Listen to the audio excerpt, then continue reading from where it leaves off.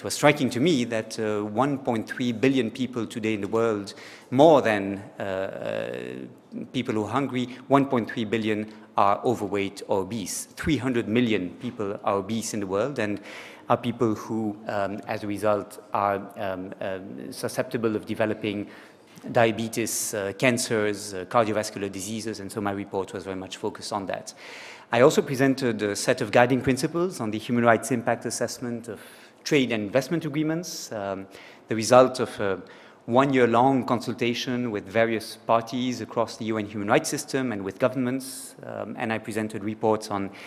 China, on Mexico, on South Africa, and on Madagascar. We had in New York on the 19th and 20th of September one high-level meeting of the United Nations General Assembly on the prevention of non-communicable diseases. And a political declaration was adopted there that the World Health Organization now shall have to work at implementing. It shall meet, the World Health Assembly shall meet in May to listen to the proposals made by the World Health Organization as to which implementation measures could be taken. So my report fits into this process that seeks to address the issue of non-communicable diseases, many of which stem from bad nutrition, inadequate nutrition, nutrition that is high in saturated fats, in salts, in sugars, and that creates sick people. And my key message here is essentially twofold. First, we have for many years trusted voluntary commitments, nutritional campaigns,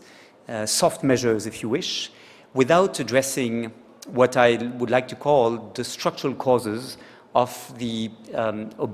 obesogenic environments that we have created.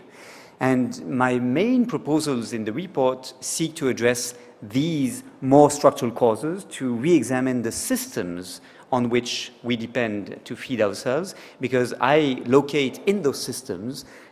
rather than in the behavior of the consumer, the problems that we are facing. And my main proposals are, number one, to re-examine the subsidies that go to agricultural production, because in many cases these subsidies have promoted the development of cereals, particularly maize and soy, but also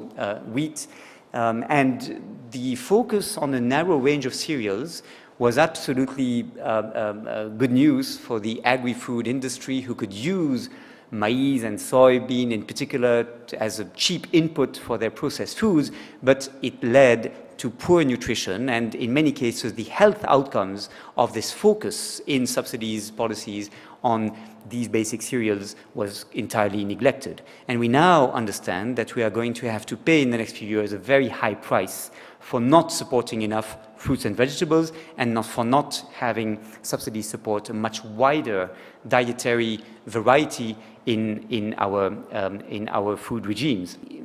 All too often, we trust the agri-food companies to self-monitor themselves, and they have adopted many codes of conduct of various types that seek to